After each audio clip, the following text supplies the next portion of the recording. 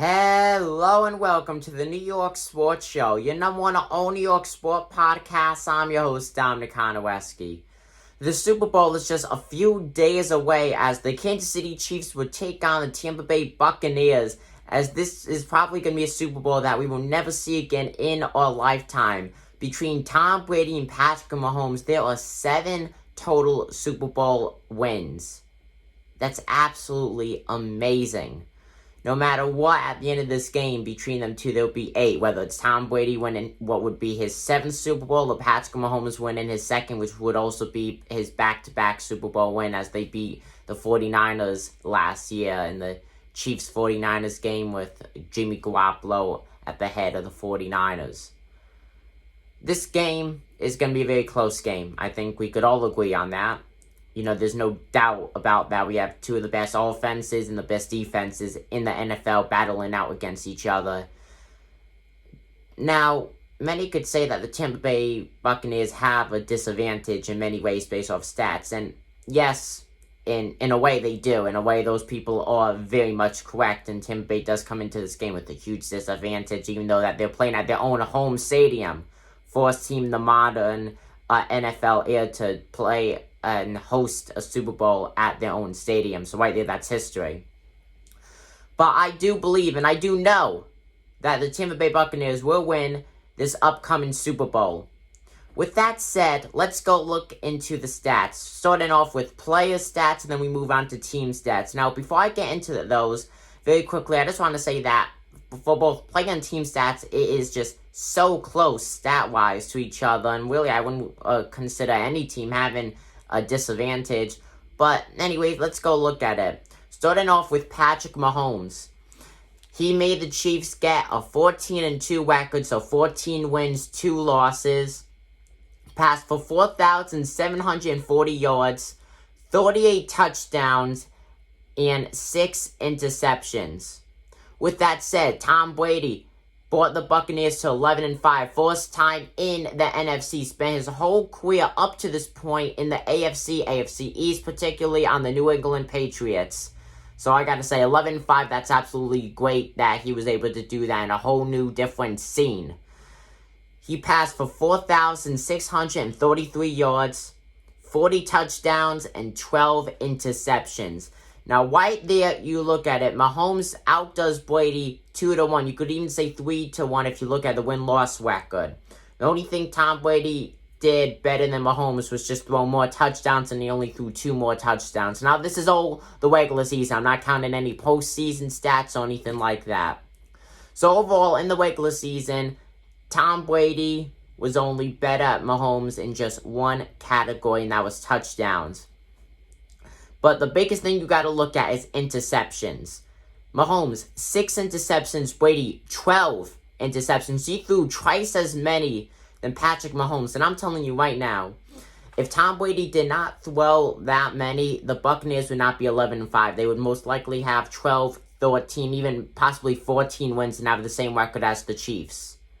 Now, you could say that's because he's adjusting to the new scene, or you could say that it's because of his age. And he's up there for the NFL. There's talks about him possibly retiring soon. That I do not foresee coming for at least another 2-3 years from now. Especially if he doesn't end up winning the Super Bowl, which he will. I really do not see retirement coming. Going on to team stats, starting off with the Kansas City Chiefs. 29 points per game. 29 points per game allowed. 425 total yards per game. 366 total yards allowed per game. With that said, Buccaneers. Now, these are some of the most closest stats I've ever seen with 2 Super Bowl teams. Going on to the Tampa Bay Buccaneers stats for the team regular season. 30 points put up per game. 23 points allowed per game. 393 total yards per game. 366 total yards allowed per game. For total yards allowed, both of these teams are in a dead tie. If you want to look more into it, for the fraction, it comes down to a fraction between these two teams. Tampa Bay does out Kansas City by just 0.3 unbelievable. It is unbelievable how close these offensive and defensive stats are. It truly is. Now, overall, once again, you could put it towards Kansas City. It depends if you count Tampa Bay winning that based off of that fraction for total yards allowed per game or not. But the biggest thing I'm looking at right here is points allowed per game. Tampa Bay allowing 23 points, Kansas City only allowing 20. Now, if you go back to Week 12, the only time that Mahomes and Brady faced off when at least Brady is in a Tampa Bay Buccaneers uniform, the Buccaneers actually lost, and that was at their home stadium, the same stadium that they will be playing the Super Bowl at. They lost 27-24. That's by 3. So with that said, and with all the other stats I told you, I think we could all agree this is going to be a very low-scoring game. They lost that game last time they played against the Chiefs, 27-24. So like I said, only by 3. This is going to be a field goal game. I do not foresee that many touchdowns being made. I feel like it's going to be up to how far you could punt the ball and how far you can make a field goal from. It's going to be all up to clock management. But at the end of the day, Tom Brady has a lot more experience, has spent almost his entire NFL career in the Super Bowl. This is going to be his 11th time. If you go back before this upcoming weekend, he's only been in the Super Bowl 10 times and he's won 6 out of those 10. 60% winning percentage. No other quarterback in history has been able to do that. And I think that's what you got to look at. And he hasn't led the entire Super Bowl every time he's in. He's come back. Perfect example. Atlanta Falcons, 28-3. They were down by so many points. Came back in the second half. Yes, the second half to win the game.